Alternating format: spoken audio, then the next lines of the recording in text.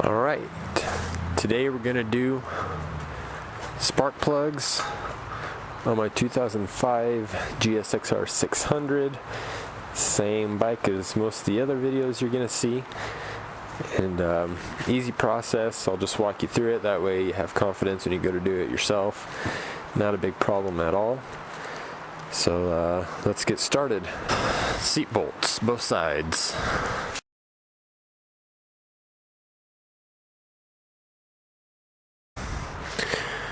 Next, take two bolts out from the Allen head screws and pop the tank. I've already got those out. Sometimes I like to get a little ratchet, if you know what I mean. Came over here, propped it up with the block first, ratchet strap back to the tail. Not super tight. Don't want to go breaking a hinge or anything, because I didn't want to prop a block to here because we're going to end up taking that off.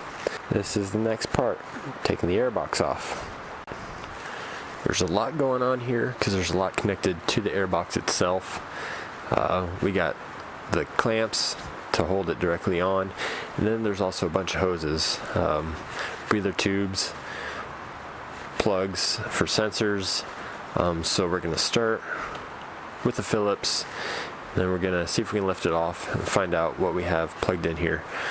Just remember that as you take stuff off, to remember where it goes, so that when you put it back together, you're not thinking, oh shit.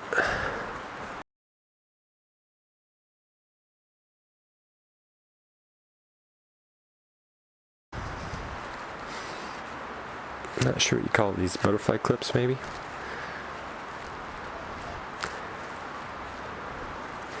Slide it down a little, twist and pull. There's one. Okay, and then a sensor here.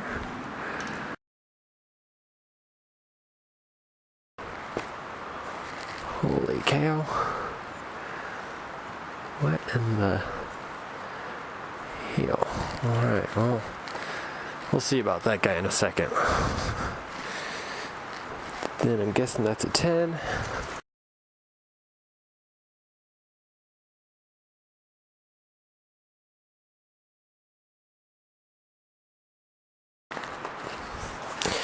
This box has been on there for quite some time, a little tough to get off, but not too bad. Don't be afraid. In the back there looks to be a clip. Aha. Yes, there's a clip.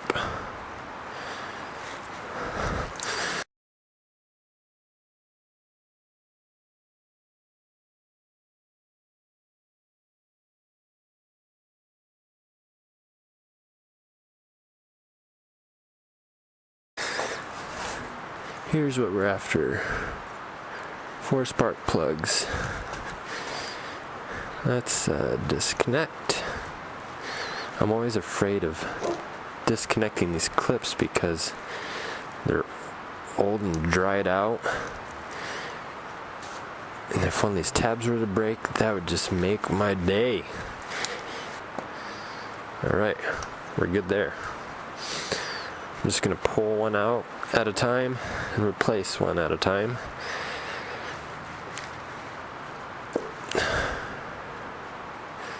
There's our coil. So let's put this somewhere safe. Right now. Alright, so we're using NGK spark plugs. CR9E is the stock for the Suzuki GSXR. You can go up or you can go down.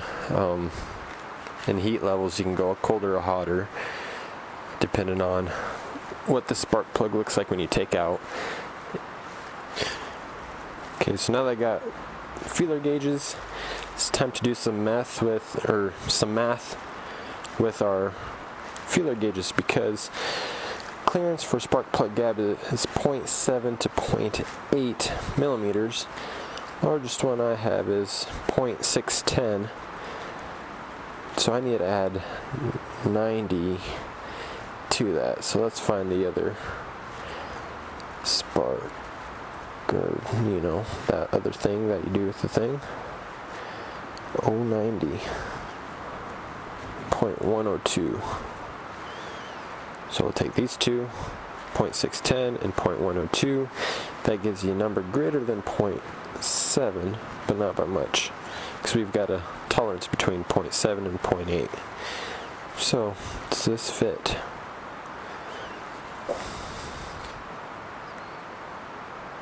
Yep, that fits. Now let's find 0.8. See if 0.8 fits. 0.6, so I went 0.2 something. 0.203. And again, yes, that's going to be above 0.8, but that means it should not fit if it's above 0.8, because that would exceed our tolerance.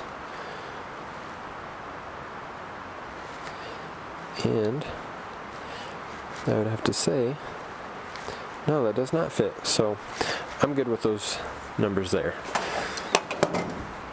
More than likely, they're probably preset like that from the factory to be in between 0.7 and 0.8. But I thought I would give you a little lesson there on spark plug gap on how to measure it. So there you go. Now's the interesting part. Got to take that one out. Got to get it out. It's probably a good, I don't know, more than my finger deep in there. So you're going to need an extension, which I just so happen to have. And you're also going to need a 5/8 deep well socket to fit that spark plug. Yeah, that should be good. Probably gonna need a magnet, which I don't know where mine is at, so I'm gonna have to go find it. Let's go ahead and take that out.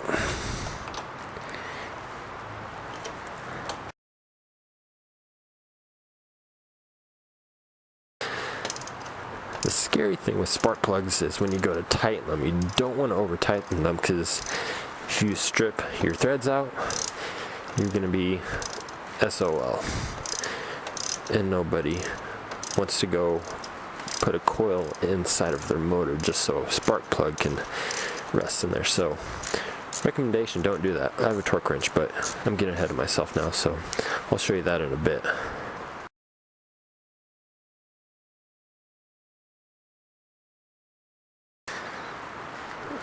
Alright, let's continue. Magnet tool down in the hole. Perfect, like a hot dog down a hallway. Ooh. Yeah. Not gonna hurt replacing these by any means. Yeah, you would think at 20,000 miles, why not replace them? I don't know if they've ever been replaced or not, but what the heck. So there's one. Now I'm going to install the new spark plug. I'm going to do my best not to drop the dang thing, but I don't think that's going to happen. What if we try this?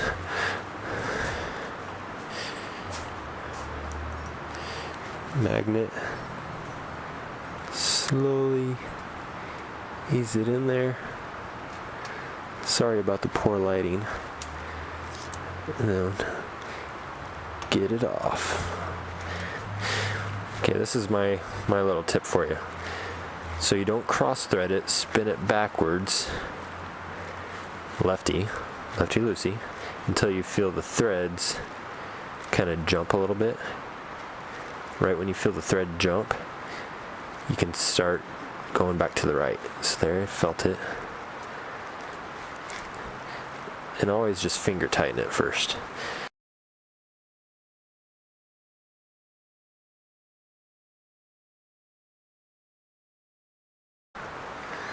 Alright, now that's snug.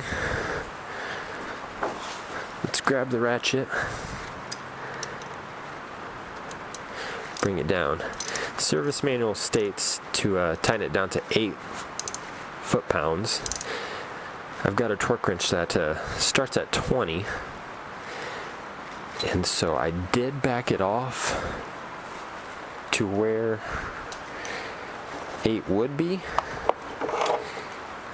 I don't know if that's technically gonna work or not, because there's 20 and I'm below it, but I'm going to try.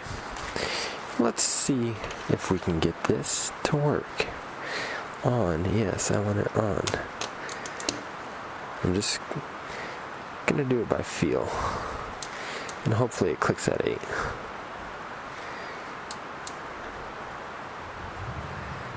See, I don't know. I don't feel good about that. That's pretty good there. That's pretty snug. So no.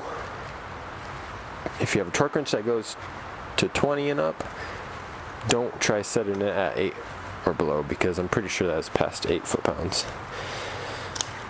So I'm gonna go back in here, take it back out. Okay, yeah. Tighten it. I'm just gonna feel by hand. Okay.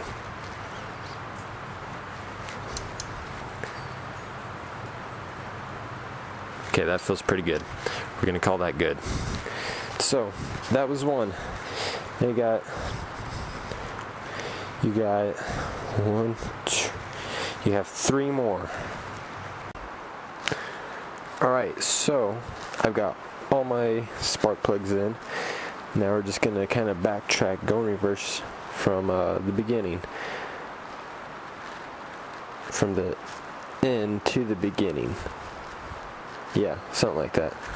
Gonna get our coils, put these on. You're gonna want to make sure that when you put them in, these ribs right here, oh there, now you can see. When you put them in, you're gonna make sure that these ribs right here click. You'll hear it click a couple times. Probably actually feel it click more than anything. So just make sure it gets seated down all the way inside. And I did take them out in order and line them up so they go back in the same hole that they came out of.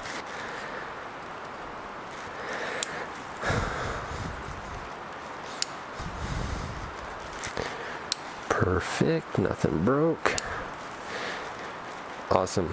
Now we got the airbox to take care of, which, if you remember, you got all these guys, so just make sure you pay attention in the beginning of where you take stuff off so you can put it back on.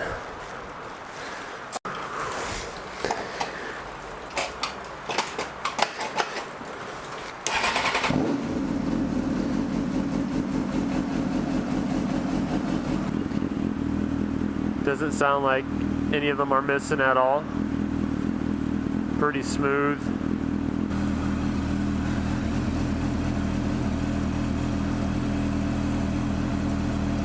If you guys have any questions or any advice as to what you would like to see, go ahead, leave a comment down below, and I'll definitely read those, get back to you.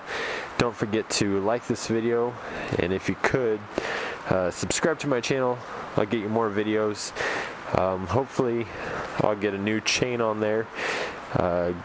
Also with the sprocket, probably gonna go two teeth higher in the back to get a little top end speed for the track. So hope to see you guys next time, and by golly gee willikers, I think it's raining.